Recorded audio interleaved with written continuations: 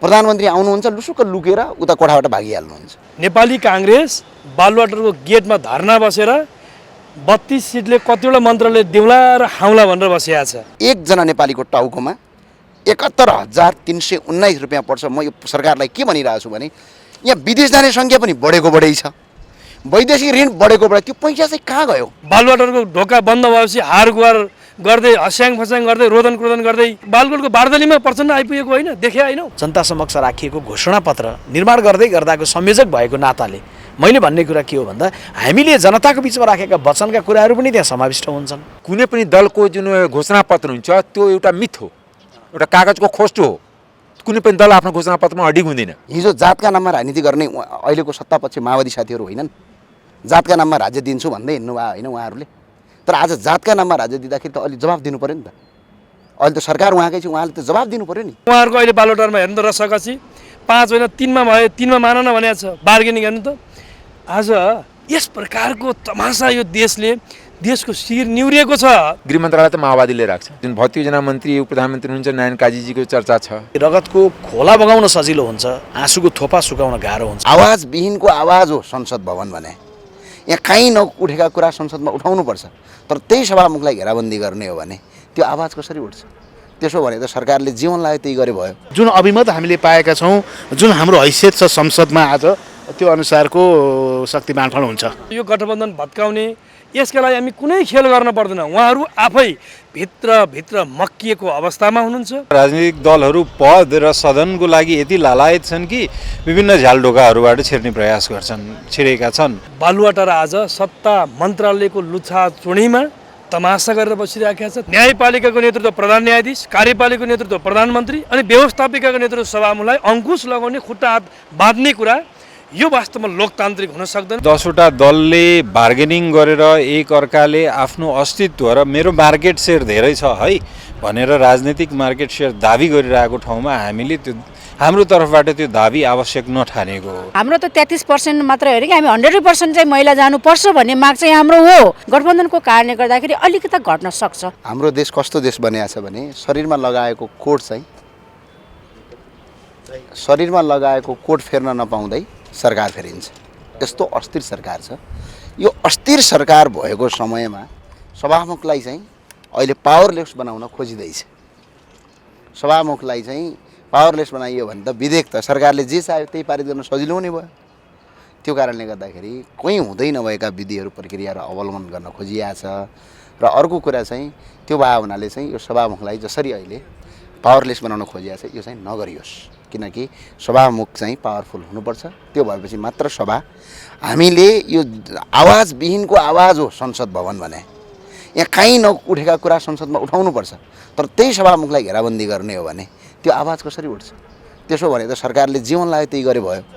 त्यो भएको कारणले गर्दाखेरि सभामुखलाई यस्तो परिस्थितिमा अगाडि नबढाउँ। र अर्को चाहिँ मिटर ब्याजको जो कुरा अहिले आएको छ, आज पनि उठेका छन् कुरा, कानुन बनेको छैन, कानुन बनाउने तयारी हुँदैछ। र मिटर ब्याजीहरू जसरी मिटर ब्याजीहरू अहिले त त्यो त बाहिर तराईमा देखियो। यहाँ पहाडमा त कस्तो छ भने घर घरको समस्या हो यो। आज ब्लाइन्ड चेकमा सिग्नेचर गर्न लगाइएको छ, जबरजस्ती मान्छेलाई मुद्दा हालिएको छ। यो सबैको छानबिन गरेर राज्यले तत्काल यिनीहरूलाई कारबाही गरोस् र यसलाई चाहिँ धेरै रूपमा अगाडि नबढाओस्, तत्काल कारबाही गरोस्। यही छ आजको विषयवस्तु र अरू केही छैन। अब यही छ। 2 महिना बढी सरकार गठन भयो, तर 1-2 वटा मात्रै विधेयक गए। हो यो त एउटा पनि गएन नि, जस्तो कर्मचारी विधेयक त्यही हो। यो भयो भने सरकार चाहिँ के छ भने अब एकैजनाले 18, 19, 20 वटा मन्त्रालय सम्हाल्नु परेको छ। र अहिले सभामुख संसद भवन हो कि यो तपाईँको आज खुल्ला मञ्च हो? यो जस्तो अवस्था छ, मन्त्रीहरू जवाबदेही नै छैनन्। त्यहाँ कुरा उठाइन्छ, उठाएको कुरा कोही कतै कार्यान्वयन छैन। त्यही भएर नियमावलीमा त लेखेका छौँ हामीले 7 दिनभित्र जवाब दिनुपर्छ। त्यो जिम्मेवारी अहिले मन्त्रीहरूले गरेका छैनन्। प्रधानमन्त्री आउनुहुन्छ लुसुक्क लुकेर उता कोठाबाट भागिहाल्नुहुन्छ। उहाँले पारित गर्नुपर्ने विधेयक उहाँ हुँदै उहाँका अर्का मन्त्रीजीले प्रस्तुत गरिदिनुहुन्छ। यसले के गरेको छ भने जे गरे पनि हुन्छ। प्रधानमन्त्री भाग्नुहुन्छ? अस्ति त भाग्नु नै भयो त्यहाँ, किनभने त्यो विधेयक प्रधानमन्त्रीले प्रस्तुत गर्नुपर्ने थियो। रेखा शर्माजीले मन्त्रीज्यूले चाहिँ थिएन, सञ्चार मन्त्रीज्यूले त्यो विधेयक उहाँले पारित गर्नुपर्नेमा उहाँ चाहिँ लुसु भागेर उता जानुभयो। त्यतिखेर नेकपा एमालेका माननीयज्यूले पनि भन्नुभयो प्रधानमन्त्री हुँदाहुँदै त्यो विधेयक अरूले नपढाउँ भन्नुभयो। यस्ता अराजक गतिविधि गैर राजनीतिक गतिविधिहरू संसदमा देखा परेका छन्। जस्तो अहिले त मिटर ब्याजी त राज्य नै देखिएको छ, नागरिकलाई दोहोरो तेह्रो करले एकदम शोषित गरिरहेछ होइन। जस्तै यहाँ मैले एउटा रिपोर्ट छ हजुरको है, मैले आज तपाईँलाई सुनाउनै पर्ने जस्तो लाग्यो। यो एउटा रिपोर्ट छ, अचम्म हो। यो धेरै साथीहरूले भन्नुहुन्छ नि यो व्यवस्था उत्तम भन्नुहुन्छ नि, म एउटा रिपोर्ट पढेर देखाउँछु। 2065-66 सालभन्दा पछाडि 2065-66 सालमा 2,19,965 जना विदेश गए। त्यसै गरी 2066-67 को आर्थिक वर्षमा 2,94,094 जना विदेश गए। रेकर्डेड है, अनरेकर्डेड होइन यो, दर्ता भएर। त्यसै गरी 2067-68 मा 3,54,716 जना गए। त्यसै गरी 2068-69 मा 3,84,665 जना गए। त्यसै गरी 2069-70 मा यो सङ्ख्या बढेर 4,50,889 जना विदेश गए।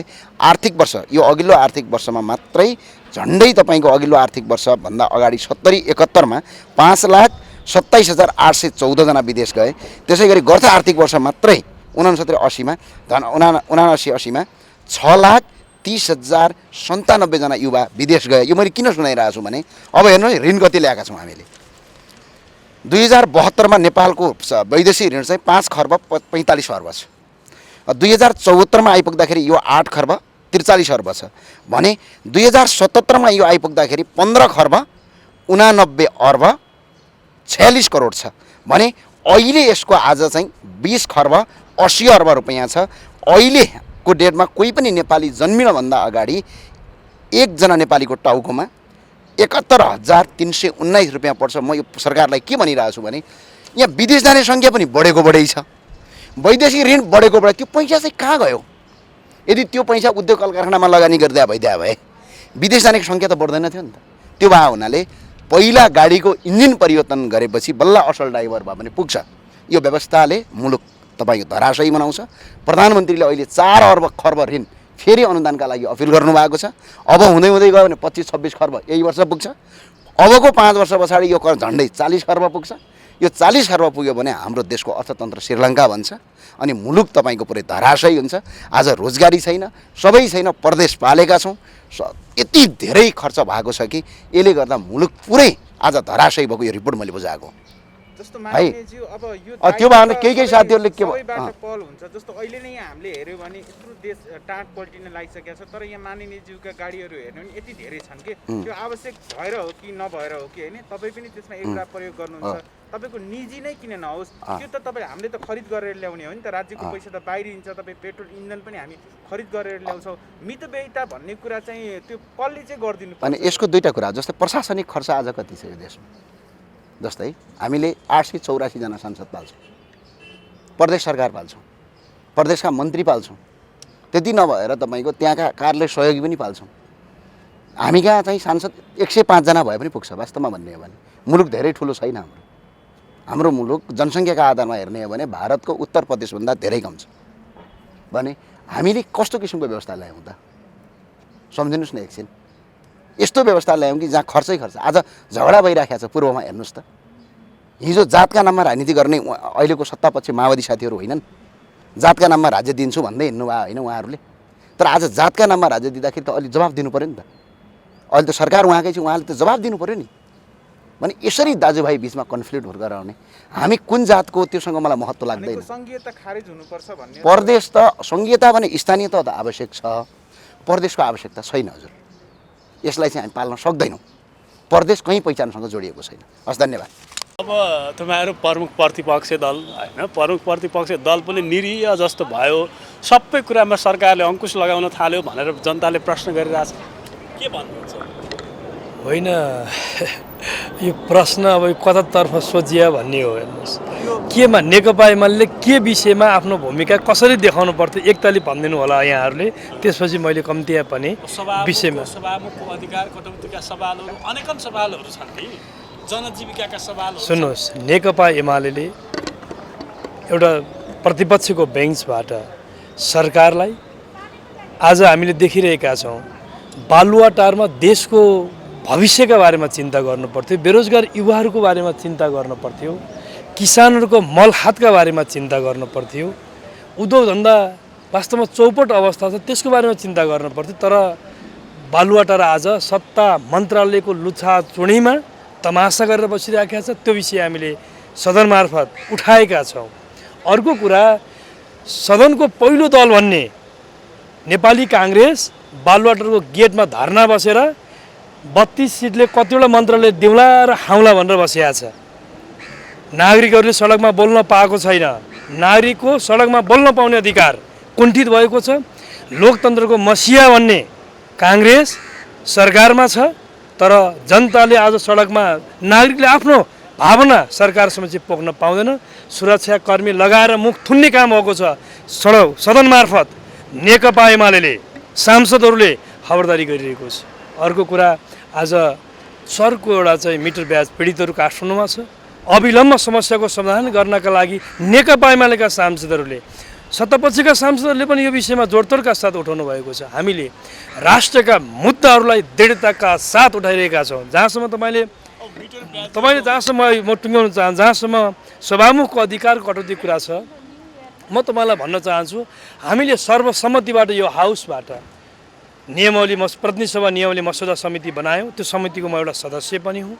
हामीले सर्वसम्मतिबाट त्यो नियमावली बनायौँ, सदनमा पेस गऱ्यौँ। टेबल हुँदै सैद्धान्तिक छलफल हुँदै केही संशोधनहरू परेको छ।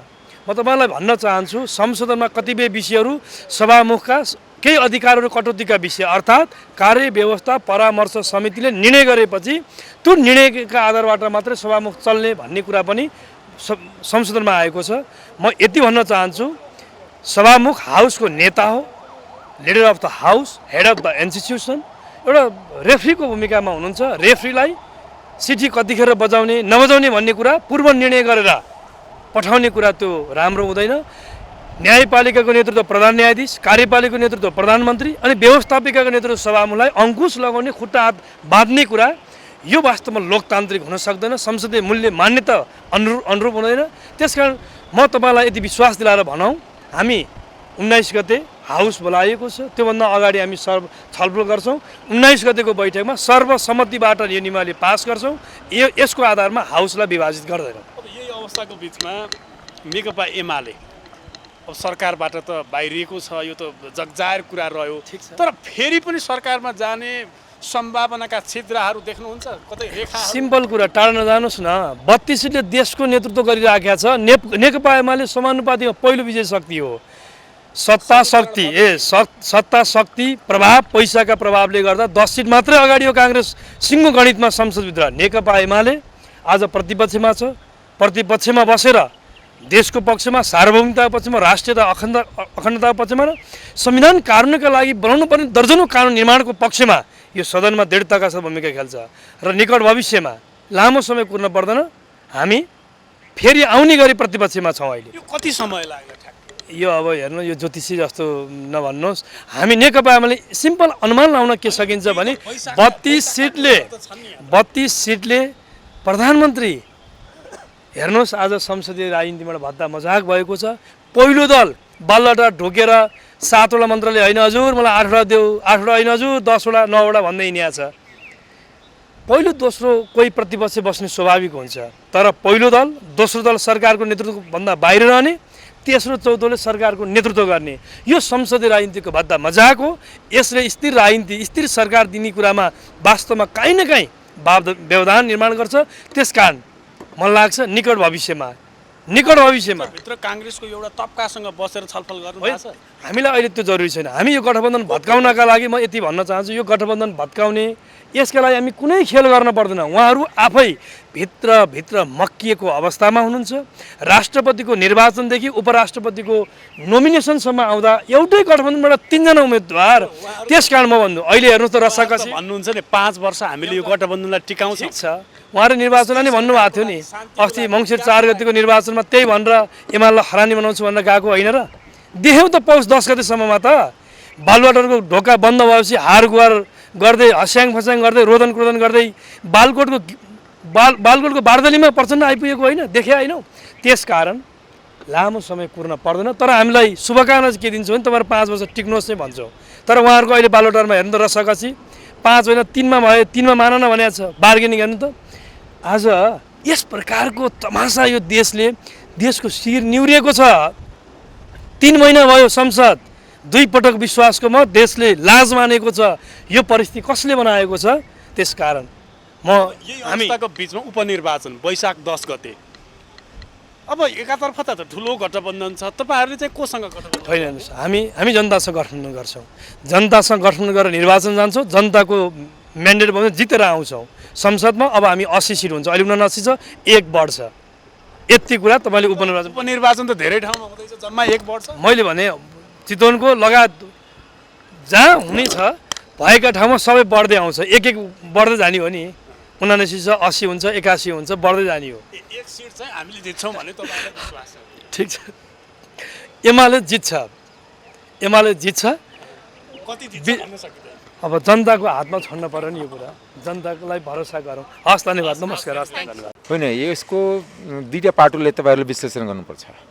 जुनसुकै सरकारका प्रधानमन्त्री चाहन्छन् कि सबै मन्त्रालय खाली भएर एक्लै चलाउने, त्यो पहिल्यैदेखि परम्परा। पहिला पनि शेरबहादुरजीको सरकार बन्दाखेरि जम्मा 4वटा मन्त्री शपथ ग्रहण गरेका थिए सुरुमा। काङ्ग्रेसका 2 जना तत्कालीन माननीय बालकृष्ण खाँड र ज्ञानेन्द्र कार्की र माओवादीको 2 जना पम्फा भुषाल र जनार्दन शर्मा र 2-3 महिना त्यो बेला पनि सरकार बनेन। अहिले पनि किनकि हाम्रो नेपालमा के हुन्छ, सिस्टमले चलाउनु चाहँदैन। हामी के चाहन्छौँ? मोनोपोली चाहन्छ। त मोनोपोली त हुकुमी शासनको सुरुवात राणाबाट भएर अहिलेसम्म गणतन्त्रमा पनि लागू छ। किनकि जति मन्त्रालय धेरै प्रधानमन्त्री हुन्छ त्यति प्रधानमन्त्रीको पावर इन्जोय हुन्छ। मन्त्रीहरू त आफ्नो काम गर्न थाल्छ, फेरि त्यो कोलिसनमा त के हुन्छ भने प्रधानमन्त्रीभन्दा बढी आफ्नो दलको नेताप्रति लोयल हुन्छ। जैसे काङ्ग्रेसको मन्त्री जो जाला अथवा जसपाको जाला अथवा समाजवादीको जाला, त्यो त आफ्नो पार्टीको अध्यक्षप्रति बढी लोयल हुन्छ। आज त पुरै देश प्रचण्डको हातमा छ नि सबै मन्त्रालय, उहाँलाई मजा आइरहेको। त्यस कारणले उहाँले पनि हतार गर्नुभएको छैन, स्वाभाविक हो, मानवीय त्यो गुण हो। दोस्रो, बनाउँदाखेरि हामीलाई केही चाहिँदैन, हामी एकदम निशर्त बनाइरहेछौँ।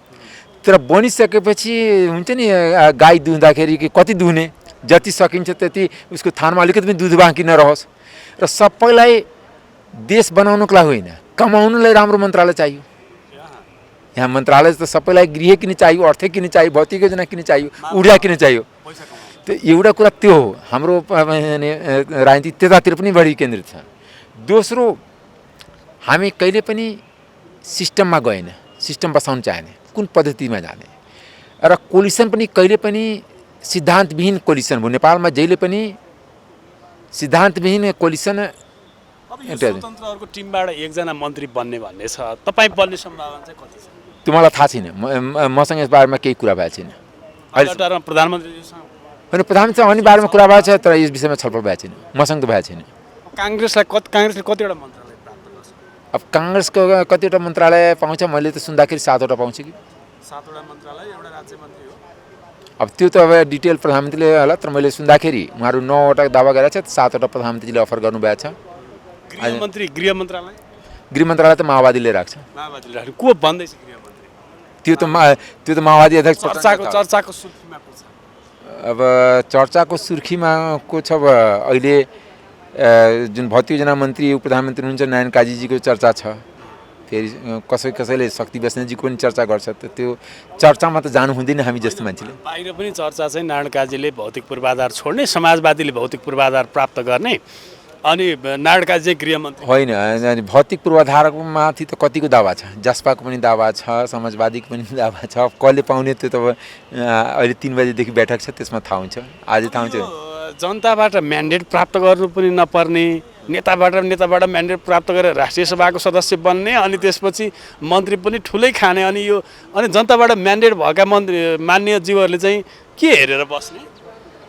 एउटा कुरा तपाईँलाई के हुन्छ भने, जनताबाट यो सिस्टम जुन तरिकाले चलिरहेछ, यो धर्मराउँदो सिस्टम छ। नारायण काजी त राष्ट्रिय सभा सदस्य हो नि आजको दिनमा, हैन?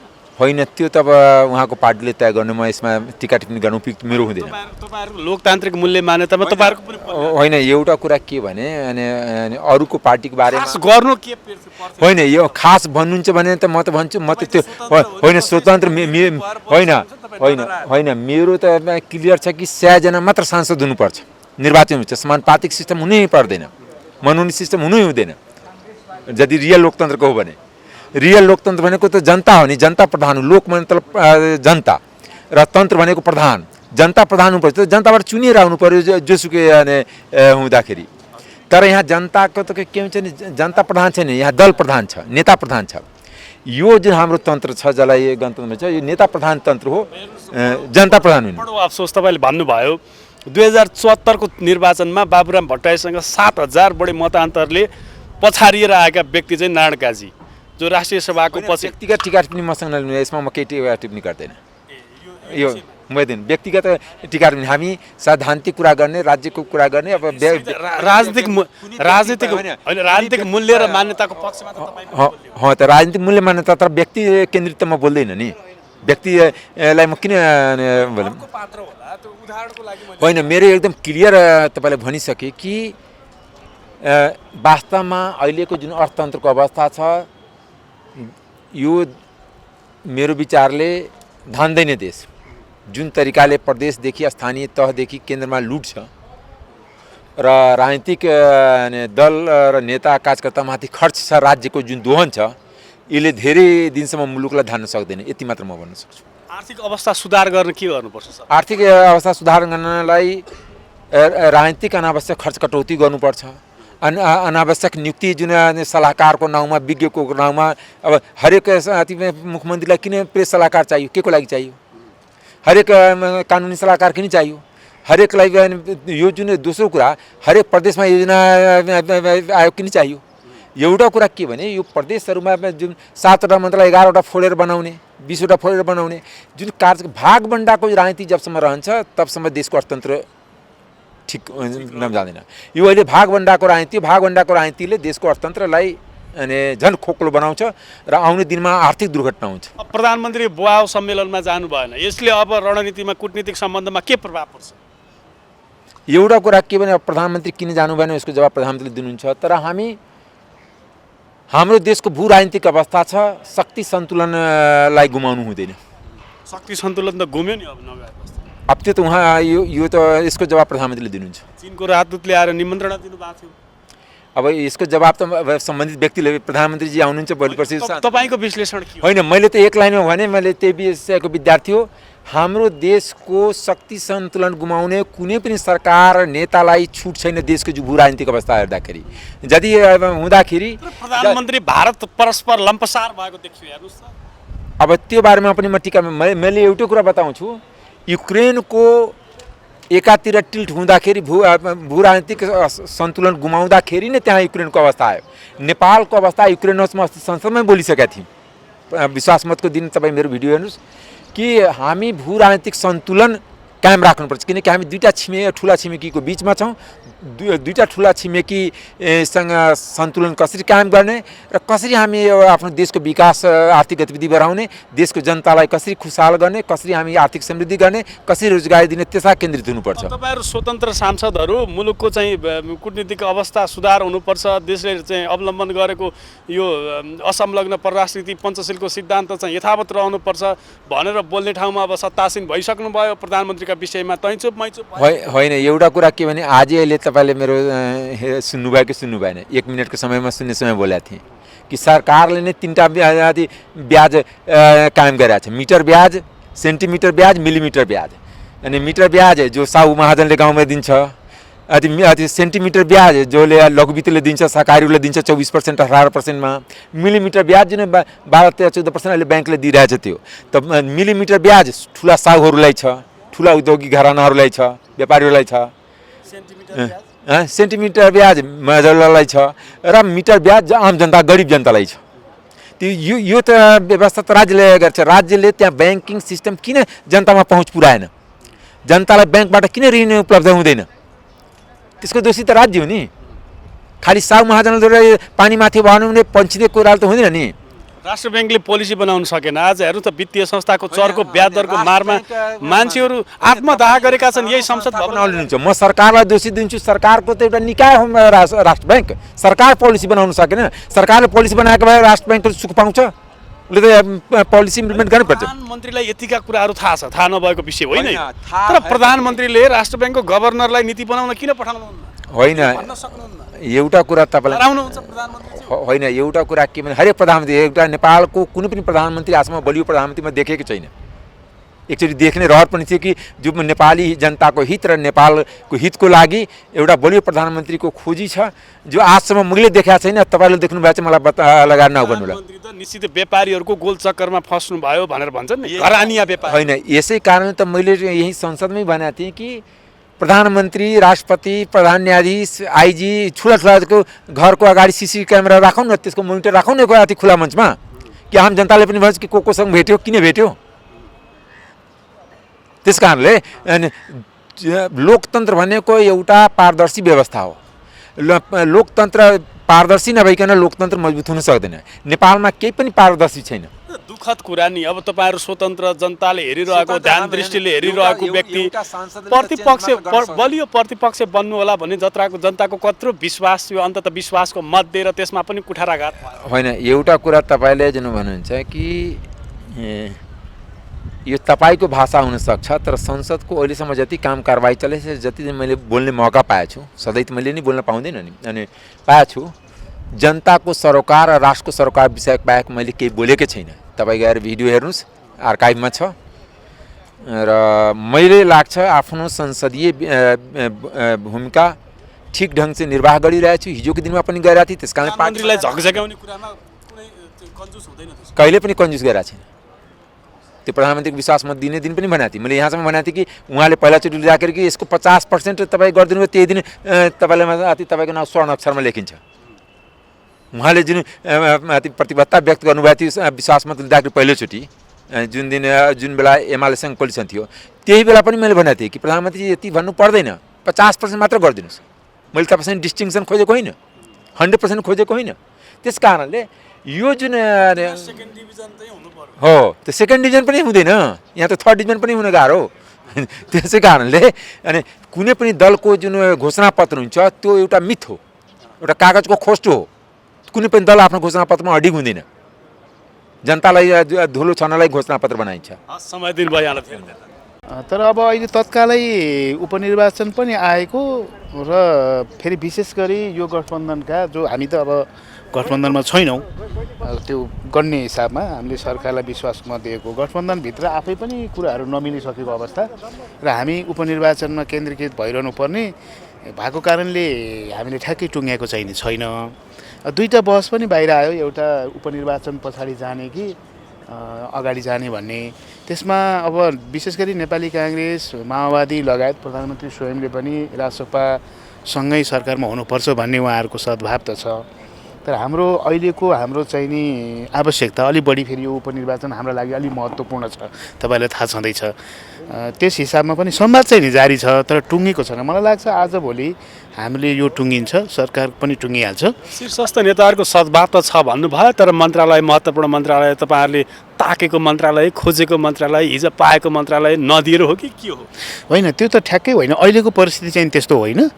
हामीले चाहिँ नि कमसेकम कसरी गर्ने होला भन्दाखेरि एउटा हाम्रा अब त्यो त भइ नै हाल्छ, एउटा पार्टीले आफ्नो मुद्दाका हिसाबमा, क्षमताका हिसाबमा तत्त मन्त्रालयमा जाने भन्ने चाहना त रहन्छ। तर सबै चाहनाले मात्रै, किनभने हामी यो खालको अवस्थामा छौँ कि एउटा सहमति, सहकार्य गर्नुपर्ने अवस्था हुँदाखेरि त्यसमा चाहिँ त्यति धेरै मन्त्रालयहरूमा चाहिँ विवाद छैन। मुख्य कुरा चाहिँ गठबन्धनले पनि नटुङ्ग्याइरहेको अवस्था र हामी पनि त्यसलाई भन्दा हाम्रो प्राथमिकतामा पार्टीको सङ्गठन विस्तार, उपनिर्वाचन परेको कारणले गर्दाखेरि एक दुई दिन समय लाग्ला। मन्त्रीमण्डलको भाग खोजिरहेका सबै दलहरू एक ठाउँमा बसेर बालुवाटारमा त्यो छलफल चलाइरहेको बेला राष्ट्रपा चाहिँ कहाँ हरायो भनेर जनताले खोजिरहेको छ। होइन, हामीलाई हो, हामीलाई उहाँहरूले त्यो बैठकमा आउनको लागि त अनुरोध त गर्नुभएको छ, तर हामीले स्थिरताका लागि मुद्दाका हिसाबमा यो प्रधानमन्त्रीलाई विश्वासको मत दिएको हो। तर त्यो गठबन्धनमा चाहिँ नि हामी छैनौँ। हिजो पौष 10मा जुन एउटा सहमति सहकार्य गर्दाखेरि त्यो गठबन्धन निर्माणमा हाम्रो भूमिका थियो र हामी त्यहाँ गठबन्धनमा थियौँ। यो चाहिँ नि त्यो इतरको गठबन्धन भएको भएर हामीले गठबन्धनमै चाहिने हामी अरू 10 दल जस्तै छौँ भनेर भनिसकेका छैनौँ। त्यसरी गठबन्धनमा रहनु पर्यो भने पार्टीमा निर्णय गरेर छलफल गरेर हुने कुरा भयो। तपाईँहरूको उपनिर्वाचनसम्म सरकारमा जाने नजाने मन्त्रीमण्डलमा भाग हिस्सेदारी लिने मन्त्री खाने नखाने निर्णय चाहिँ भएको छ होइन। उपनिर्वाचनसम्म नजाने भन्ने होइन, अहिले पनि संवाद भइरहेको छ। दुईवटा हामीसँग अप्सन छ, एउटा निर्वाचन पछाडि जाने अथवा अगावै जाने। त्यसमा हामी पनि छलफल गर्दैछौँ। अप्सन के हो त? अप्सनको यो पहिलो अप्सन तपाईँहरूले भन्नुभयो अहिले नै मन्त्रीमण्डल सहभागी हुने, त्यो छलफल गर्दैछौँ। कुन माग हो तपाईँहरूको? होइन, माग त आफै सरकारमा जानलाई माग त के हुन्छ र मन्त्रालय मिलाउने कुरा भयो। त्यो चाहिँ नि म फेरि आफ्नो व्यक्तिगत रूपमा पनि मेरो बुझाइ चाहिँ के हो भने लोकतन्त्रमा शक्तिको बाँडफाँड उपयुक्त र न्यायसङ्गत भएन भने त्यो लोकतान्त्रिक प्रक्रिया चाहिँ अवरुद्ध हुन्छ भन्ने मेरो बुझाइ हो। यस अर्थमा जुन अभिमत हामीले पाएका छौँ, जुन हाम्रो हैसियत छ संसदमा आज, त्यो अनुसारको शक्ति बाँडफाँड हुन्छ। शक्तिको बाँडफाँड न्यायसङ्गत हुनुपर्छ भनेको चाहिँ त मालदार मन्त्रालय प्राप्त गर्छ होइन। हामी त यो भाषा म बुझ्दिनँ, यस्तो भाषा हेर्नुहोस्। अब यो मन्त्रालय सबै राम्रा हुन्, सबै मन्त्रालयको आफ्नो कार्यक्षेत्र छ, सबैको आफ्नो महत्त्व छ। होइन, त्यो पनि बुझ्दिनँ म। त्यो बनाइएको हो क्या। यो हामी जबरजस्त हामी बनाउँछौँ नि त, कसैलाई ठुला कसैलाई महत्त्व कसैलाई राम्रो बनाउँछौँ। प्रत्येक मन्त्रालयको आफ्नो भूमिका छ, आफ्नो जिम्मेवारी छ, त्यसले काम गर्ने क्षेत्र छ। हस्। अब यस्तो हो, यसलाई एकदम ढिलो भएको भन्ने या चाहिँ ठिकै समयमा भइरहेको छ भन्ने भन्दा पनि यो बिचको अवस्था हो। किनभने निर्वाचनमा जाँदै गर्दा एक खालको गठबन्धन थियो, त्यही गठबन्धनको निरन्तरता मङ्सिर 4 पछि चुनावको परिणामपछि पनि भएको थियो भने सरकार एक खालको आकार भइहाल्थ्यो। पुसको 10 गते नयाँ गठबन्धन बन्यो, त्यसको निरन्तरता थियो भने पनि सरकार या त्यो सरकारको नीति कार्यक्रम छँदै थियो। तर फेरि पछि राष्ट्रपतिको निर्वाचनमा आइपुग्दै गर्दाखेरि पुरानै गठबन्धन बिउतेको अवस्था भयो। त्यसकारण यो जुन सङ्क्रमण काल देखियो नि, सरकार गठन या गठबन्धन बन्ने भत्किने जे देखियो, त्यसले चाहिँ यो समय लाग्ने कुरो स्वाभाविक हो। त्यसकारण अहिले चाहिँ हामी अब टुङ्ग्याउने क्रममै छौँ र सरकारको नीति तथा कार्यक्रमको बारेमा पनि मस्यौदामाथि छलफल भइरहेको छ। मन्त्रीहरूको चयनको सन्दर्भमा पनि दुईवटा कुरा भइरहेको छ। एउटा चाहिँ सहमतिपूर्वक गठबन्धन दलहरूको बैठकबाट कुन दलले कुन मन्त्रालय लिने, कतिवटा लिने भन्ने टुङ्गो। अर्को चाहिँ त्यो टुङ्गो गर्दै गर्दाखेरि हाम्रो पार्टीभित्र आफ्नो पार्टीभित्रबाट नाम प्रस्तावित गर्ने विषय। त्यसकारण अहिले चाहिँ के भन्दाखेरि भने सरकार, अघिल्लो सरकार कमरेड प्रचण्डले नेतृत्व गरेको सरकारबाट एमालेको बहिर्गमन भएको र अहिले काङ्ग्रेस सहितको सहभागितापूर्वक बन्दै गर्दाखेरि जे समय त्यसमा लागेको छ, त्यो समयको कारण यो ढिलो हुने कुरालाई स्वाभाविक मान्नुपर्छ। र राष्ट्रपतिको निर्वाचन सकिएर विश्वासको मत सकिसके पछाडि सम्माननीय प्रधानमन्त्रीले विश्वासको मत लिइसकेपछिको यो हप्ता चाहिँ घनीभूत छलफलहरू भएका छन् र अबको केही दिनभित्रैमा तपाईँहरूले मन्त्रीमण्डलको घोषणा पनि पाउनुहुन्छ र तपाईँहरूले चाहिँ त्यो यो सरकारको नीति तथा कार्यक्रम पनि प्राप्त गर्नुहुन्छ। काङ्ग्रेसले कतिवटा मन्त्रालय प्राप्त गर्दैछ? अब नेपाली काङ्ग्रेस पार्टीले सङ्ख्यात्मक हिसाबले अहिले नै 7-8 भनेर सार्वजनिक रूपमा औपचारिक रूपमै भन्ने कुरो सायद उचित हुँदैन। तर के हो भने नेपाली काङ्ग्रेस पार्टी यो संसदमा रहेकै सबैभन्दा ठुलो दल हो। सरकारमा रहने दल मात्रै होइन कि संसदमै रहेको सबभन्दा ठुलो दल हो। त्यस हिसाबले नेपाली काङ्ग्रेस पार्टीले ठुलो जिम्मेवारी सम्हाल्छ नै। तर सँगैमा के हो भन्दाखेरि भने सानो दल मात्रैको पनि, जसको थोरै सांसद हुनु होला, तर उहाँको पनि यो सरकार निर्माणमा, यो स्थिरताको लागि उहाँहरूको पनि उत्तिकै महत्त्वपूर्ण भूमिका छ। नेपाली काङ्ग्रेस पार्टीले यो बेलामा हामी यति लिन्छौँ या लिनै पर्छ र सार्वजनिक त्यसलाई बहसको अडानको विषय बनाउने भन्दा पनि सानो भनिएको आकारको दलको पनि उत्तिकै महत्त्वपूर्ण भूमिका सरकारको स्थिरताको लागि छ। त्यसरी उहाँहरूलाई पनि विश्वासमा लिएर जान बरु 2 दिन समय लगाउँ, तर साथीहरू सबैलाई विश्वासमा, दलहरू सबैलाई लिएर जाउँ भन्ने कुरामा काङ्ग्रेस ध्यान दिन्छ। अब यो विधेयकका सवालमा, टिआरसी विधेयकका सवालमा यो घनीभूत रूपमा छलफल भइरहेको विषय, यस विषयमा चाहिँ काङ्ग्रेस धेरै ठाउँमा छुट्यो। अब यसो छ, यसबारेमा हामीले हाम्रो धारणा विगतदेखि नै राखिआएका छौँ कि यो शान्ति प्रक्रियाको नेतृत्वकर्ता नेपाली काङ्ग्रेस पार्टी हो र शान्ति प्रक्रियाको अधुरो कामहरू मध्ये सत्य निरूपणको काम बाँकी छ, बेपत्ताको छानबिन सम्बन्धी काम बाँकी छ, त्यस सम्बन्धी विधेयक संसदमा प्रक्रियामा छ। त्यसबारेमा हामीले हाम्रो धारणा राखेका पनि छौँ र नेपाली काङ्ग्रेस पार्टी चाहिँ संसदमा उभिएर केही दिन अगाडि मैले बोल्दा पनि भनेको थिएँ कि रगतको खोला बगाउन सजिलो हुन्छ, आँसुको थोपा सुकाउन गाह्रो हुन्छ भन्ने एउटा भनाइलाई। त्यस कारण अहिले पीडितहरूको भावनालाई गाँच्न सकिएन भने, पीडितहरूलाई पनि सहमतिमा लिन सकिएन भने यो अधुरो हुन्छ। त्यसैले अहिले हामी नेपाली काङ्ग्रेस पार्टी त्यसमा गम्भीर छौँ र अहिले तपाईँहरूको यहाँ संसद चलिरहँदै गर्दा यहाँबाट निक्लेर पार्टीको संसदीय दलको कार्यालय सिंहदरबारमा जाँदैछु, जहाँनिर हामी पीडित पक्षसँग पनि साथीहरूसँग छलफल गर्दैछौँ। त्यसैले नेपाली काङ्ग्रेस पार्टीले पीडितहरूलाई पनि विश्वासमा गाँसिराखेरै विगतका चाहिँ द्वन्द्वकालीन चाहिँ पीडाहरूलाई हामी कसरी चाहिँ विस्मृतिमा लिएर जान सक्छौँ भन्ने विषयमा नेपाली काङ्ग्रेस पार्टी गम्भीर छ। द्वन्द्व पछाडि संविधान सभामा गयौँ, संविधान सभाले दिएको राज्य व्यवस्था पनि सबैको साझा हो र त्यसले छोडेर गएका चोट, त्यसले छोडेर गएका पीडा पनि साझा हुन् र द्वन्द्वमा जसले पीडा बिहोर्नु भएको छ, यो पक्ष या त्यो पक्ष या निरपेक्ष सबैलाई मलम लगाउन सकिने गरी सोचाइहरू बनाउनुपर्छ। त्यसका लागि आवश्यकताअनुसार अहिले आएको विधेयकमा संशोधन प्रस्तावमा जानुपर्ने खण्ड आयो भने पनि आजको छलफल पछाडि हामीबाट निष्कर्षमा पुग्छौँ। सरकार गठन गर्ने क्रममा होइन, यसलाई पूर्णता दिने क्रममा चाहिँ 10 दलको यो साझा न्यूनतम नीति तथा कार्यक्रम कस्तो हुन्छ? अब सरकारको न्यूनतम नीति तथा कार्यक्रम अहिले प्रस्तावित मात्रै छ। अहिले तपाईँहरूलाई सरसर्ती भन्दै गर्दाखेरि अहिलेको संविधानको रक्षा, लोकतन्त्रको सुदृढीकरण, लोकतान्त्रिक गणतन्त्रलाई बलियो बनाउने विषय राजनैतिक रूपमा हुन्छन् भने अहिलेको सन्दर्भमा चाहिँ जे जस्ता चाहिँ आर्थिक रूपमा चाहिँ विषमता देखिएको छ या आर्थिक रूपमा जे जस्तो चाहिँ निराशातर्फ जाने हो कि मुलुक भन्ने चित्र देखिएको छ, मुलुकको अर्थतन्त्रलाई उकास्ने सन्दर्भमा के कस्ता कार्यहरू बनाउन सकिन्छ भन्ने विषयहरू त्यसमा समाविष्ट हुन्छ। नेपाली काङ्ग्रेस पार्टीको गएको निर्वाचनमा सार्वजनिक गरिएको जनता समक्ष राखिएको घोषणापत्र निर्माण गर्दै गर्दाको संयोजक भएको नाताले मैले भन्ने कुरा के हो भन्दा हामीले जनताको बिचमा राखेका वचनका कुराहरू पनि त्यहाँ समाविष्ट हुन्छन्, तर सँगैमा साझा रूपमा कार्यक्रम भएको हुँदाखेरि अरूका भावना पनि समेटिँदै गर्दा कतिपय हाम्रा पर्लान्, कतिपय अरूका पर्लान्, तर सारमा भन्दै गर्दा लोकतन्त्रको सुदृढीकरण, संविधानको रक्षा, जनताको जीविकाको विषयलाई तीव्रतर ढङ्गले कार्य गरेर कसरी जान सकिन्छ भन्ने सन्दर्भमा कतिपय अल्पकालीन, कतिपय दीर्घकालीन विषयहरू त्यसमा आर्थिक अवस्था एक अत्यन्त विकराल स्थिति छ। यो स्थितिको बिचमा अर्थ मन्त्रालय काङ्ग्रेसले सम्हाल्ने चर्चाको बिचमा त्यो पात्र को हो त? यो आजको आर्थिक जटिलतालाई सम्हाल्न सक्ने पात्र को पठाउँछ काङ्ग्रेस? नेपाली काङ्ग्रेस पार्टीले अब यो मन्त्रालय नै चलाउने गरी टुङ्गो लागिसकेको छ, त्यसकारण फलानु नै मन्त्री बन्दै हुनुहुन्छ भन्ने हिसाबले त बोल्ने बेला भएको छैन। विधिवत रूपमा टुङ्गो लागिसकेपछि नेपाली काङ्ग्रेस पार्टीले अर्थ मन्त्रालयमा जसलाई पठाउने छ या अर्को मन्त्रालयमा जो पठाउने छ, सम्भव भएसम्म हामी भूगोलको, समावेशिताको, पार्टीभित्रका फरक विचार समूहहरूको अनि विषयमा राख्ने योग्यता समेतलाई दृष्टिगत गरेर पठाउँछौँ र अर्थ मन्त्रालयको सन्दर्भमा पनि हामीले पठाउने व्यक्तित्वले अहिलेको अर्थतन्त्रलाई नजिकबाट बुझेको, यसको चुनौतीलाई बुझेको, यसलाई हल गर्नका लागि पार्टीले सोचेका दृष्टिकोण, विज्ञहरूले सोचेका दृष्टिकोण र उहाँ समेतको योग्यताबाट भोलि चाहिँ हामी एउटा राम्रो ढङ्गले ड्राइभ गर्ने ढङ्गले नै लिएर जान सक्ने खालको प्रस्ताव लिएर। प्रकाश शरण महतको नाम चर्चामा छ। स्वाभाविक हो, उहाँ पार्टीको एउटा नेता हुनुहुन्छ, अरू नेताहरूको पनि नाम चर्चामा छ।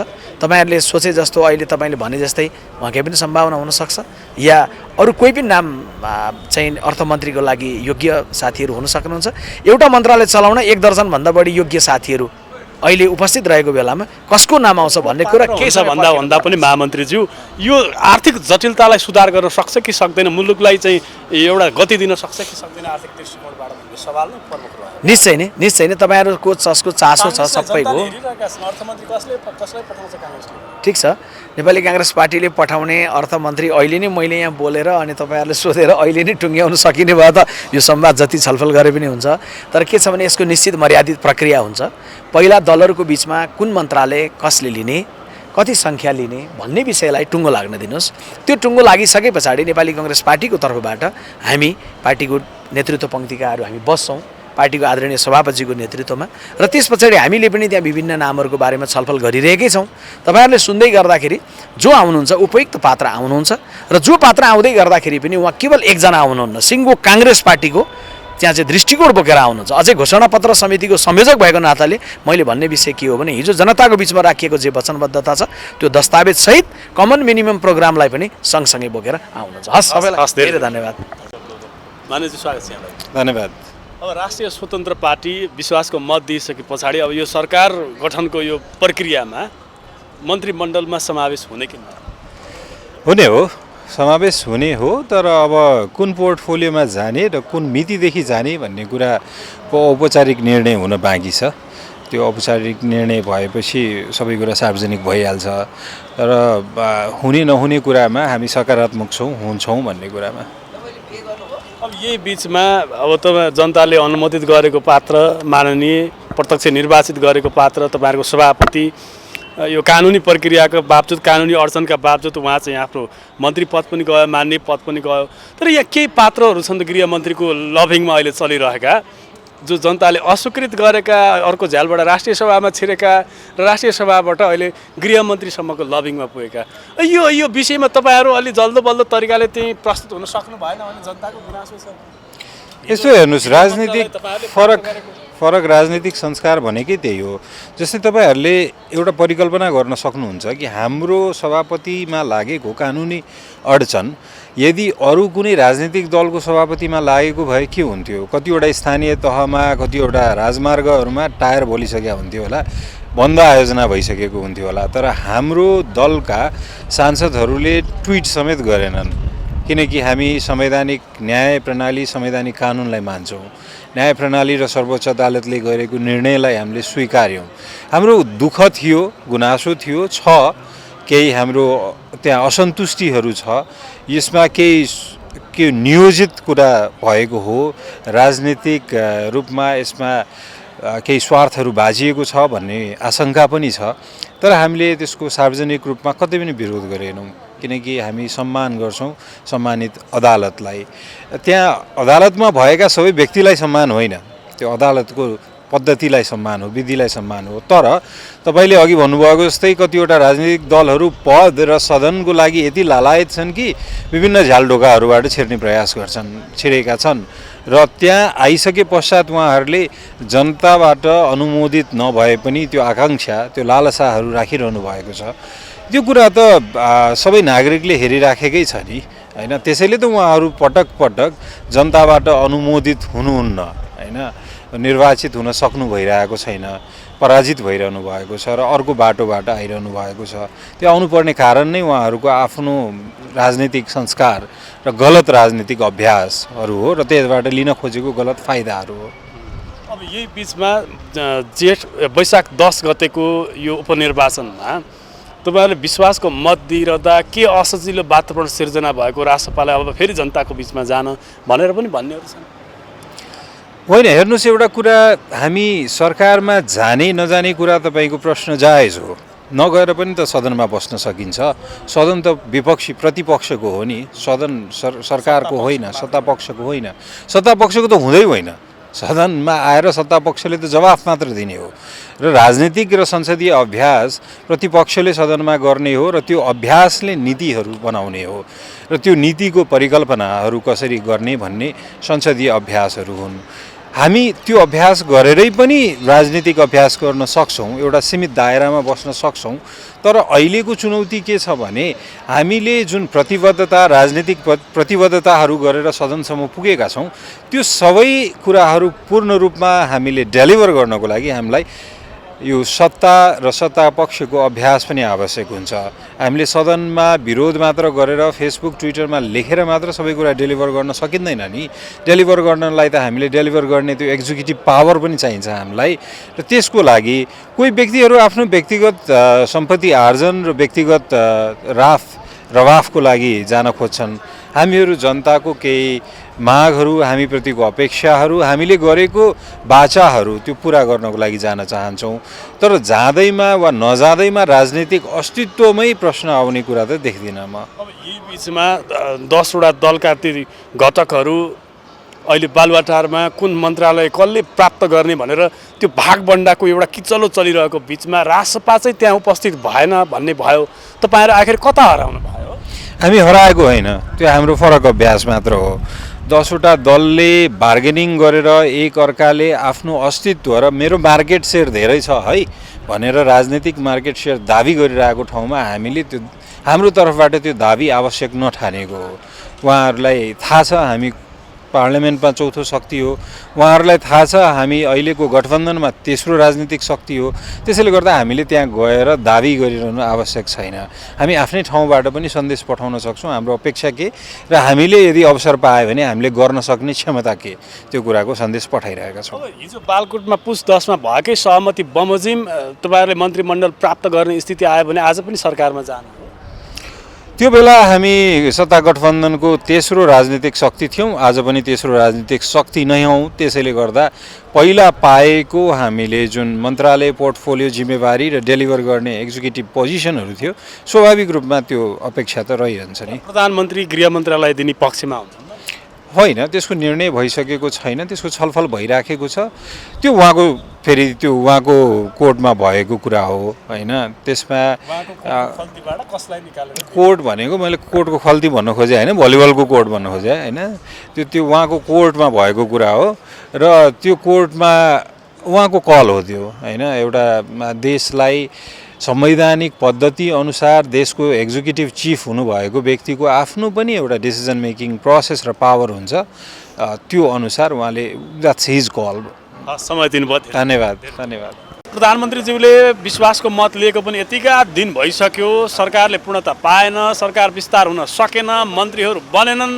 आखिर यो चाहिँ अब सरकार यो असफलताको बाटोतर्फ अगाडि बढेको हो?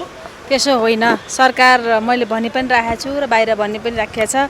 एक-आध घन्टा 1-2 दिन ढिलो हुँदैमा असफलताको बाटोतिर भन्न मिल्दैन। सरकार विस्तारको होमवर्क अन्तिम चरणमा पुगेको छ।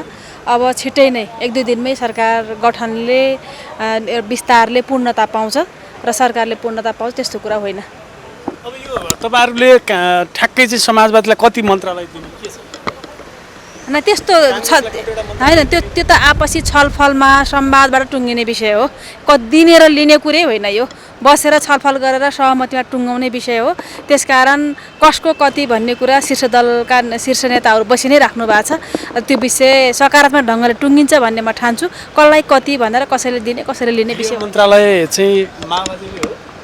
गृह मन्त्रालयमा छलफल चर्चा छ, त्यो अब अहिले यसैको हो भन्ने कुरा कुनै निश्चित भइसकेको छैन। तर अब त्यो सम्भावना हुन सक्ने कुरा त भयो, तर अहिले त टुङ्गिसकेको विषय होइन। मन्त्री चाहिँ माओवादीले राख्ने र गृह मन्त्री चाहिँ नारायण काजी श्रेष्ठलाई बनाउने भन्ने चर्चा छ।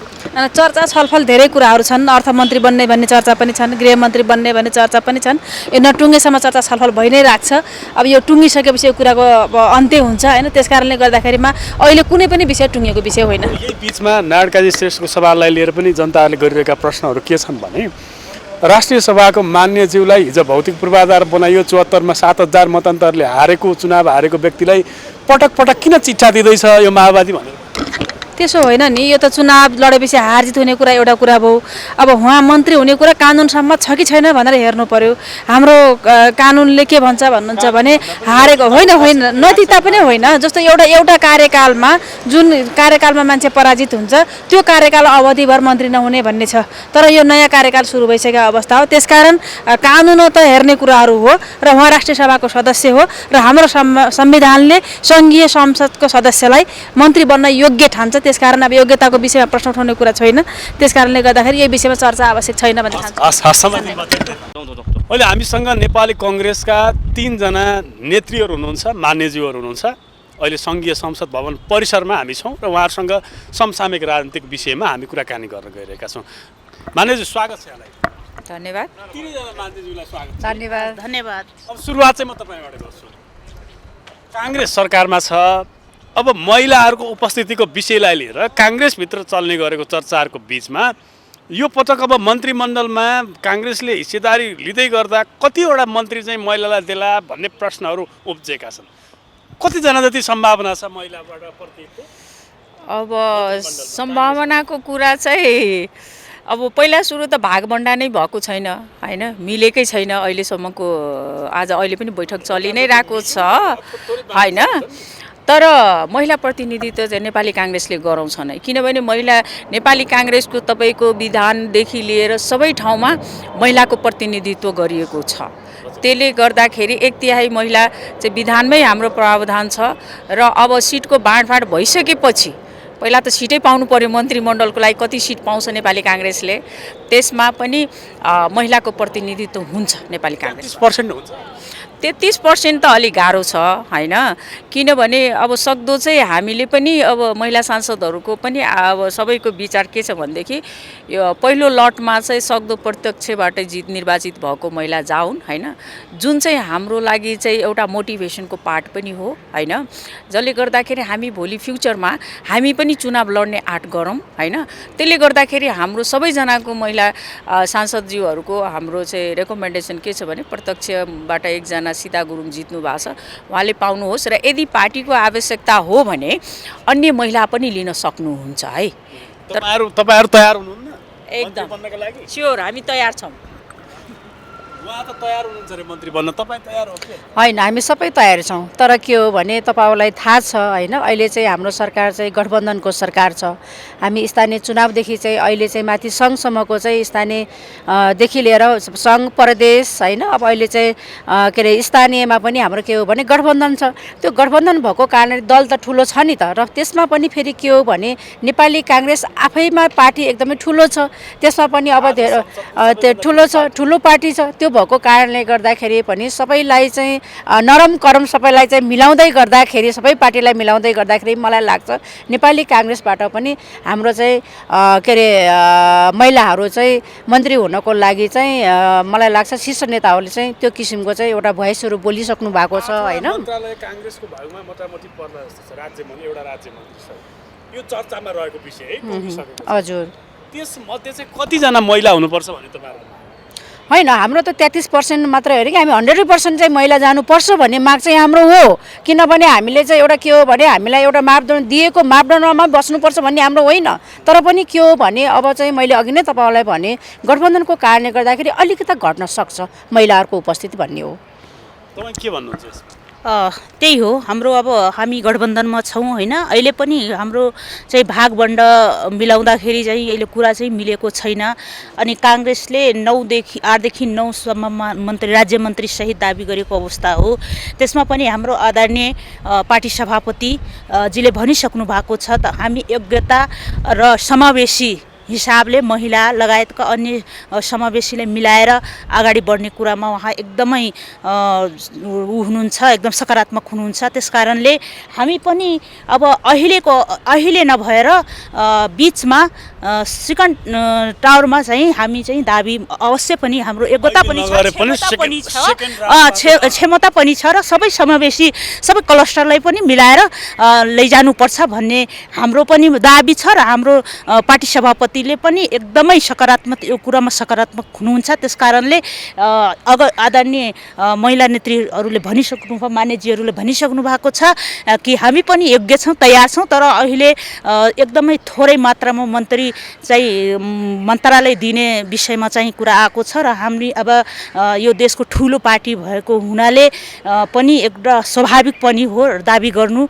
र अहिले गठबन्धन मिलाउँदाखेरि चाहिँ हामी एउटा लचक पनि हुनुपर्छ, किनभने हाम्रै नेतृत्व लचिलो पनि हुनुपर्छ। हामी लचिलो हुनुपर्छ कि हाम्रो अब हामी नै त्यसको नेतृत्व गर्ने भएको हुनाले गठबन्धनको, त्यसकारणले गर्दा हामी चाहिँ लचिलो भएर जाने र मन्त्रीमा अब महिला निर्वाचित भएर त दिदी आदरणीय संसदहरूले भनिसक्नु भएको छ कि प्रत्यक्षतर्फ निर्वाचित भएका मान्य संसदहरूले पहिला दिने महिला, र त्यसमा पनि हाम्रो पनि अब हाम्रो तर्फबाट अब को योग्य छ पहिलो टावरमा चाहिँ उहाँहरू अवश्य नै जानुहुन्छ। यसमा एकदम सकारात्मक महिलाको नेतृत्व, महिलाको समावेशी र उपस्थिति हाम्रो पार्टीले एकदमै सकारात्मक। मैले मान्यज्यूलाई म प्रश्न गर्छु, यो देशको विद्यमान अवस्था एकदमै कमजोर नाजुक बनिरहेको छ, चाहे त्यो युवाको रोजगारको विषय होस्, चाहे त्यो मूल्य वृद्धिको विषय होस्, चाहे त्यो अब मिटर ब्याज पीडितको अवस्थाको विषय नै किन नहोस्, यो अवस्थालाई एउटा सरकारमा रहेको मान्यको दृष्टिकोणले कसरी निहाल्छ? मैले अघि संसदमा पनि बोलिसकेको छु यो विषयमा कि हाम्रो तपाईको सक्रिय के अरे उत्पादनशील जनसङ्ख्या अहिलेको चाहिँ 2078 को जनगणना अनुसार तपाईको सक्रिय जनसङ्ख्या हाम्रो कति छ भनेदेखि तपाईको 15 देखि 59 वर्षको चाहिँ जनसङ्ख्या हाम्रो झन्डै तपाईको चाहिँ के अरे 65 point समथिङ छ हैन, जसले गर्दा जसमा चाहिँ हाम्रो चाहिँ निष्क्रिय आर्थिक रूपमा निष्क्रिय जनसङ्ख्या चाहिँ 46 देखि 47 लाख छ हैन। त्यसलाई चाहिँ आर्थिक रूपमा सक्रिय बनाउनको लागि चाहिँ अब हामीले चाहिँ विभिन्न किसिमको कदमहरू चाल्नुपर्छ होइन। जुन चाहिँ अहिले पनि अब व्यवसाय व्यापारहरू सबै धाराशाही छ, जुन चाहिँ हाम्रो इन्ट्रेस्ट रेट नै हो होइन, ब्याज दर नै हो, जुन चाहिँ विभिन्न किसिमको ब्याज दर, मिटर ब्याज दर जुन चाहिँ गैर कानुनी पनि छ होइन, र यसको सीमा लिमिटेसन पनि छैन। अर्को तपाईँको दोस्रो र्याङ्कको ब्याज दरमा चाहिँ लघुवित्त र सहकारी पनि आइरहेछ, उनीहरूको पनि उच्च ब्याज दर छ होइन। त्यसले र कम ब्याज दर भनेको ब्याङ्किङ सेक्टर हो वित्तीय संस्थामध्येमा, त्यसको पनि डबल डिजिटमा छ हेर्नुहोस् है। अब यो डबल डिजिटमा भइसकेपछि तपाईँको लगानीकर्ताहरू निरुत्साही भइरहेको छ। त्यही भएर यो ब्याङ्कको पनि तपाईँको के अरे ब्याज दरलाई सिङ्गल डिजिटमा ल्याउनुपर्छ र लगानी मैत्री वातावरण बनाउनुपर्छ।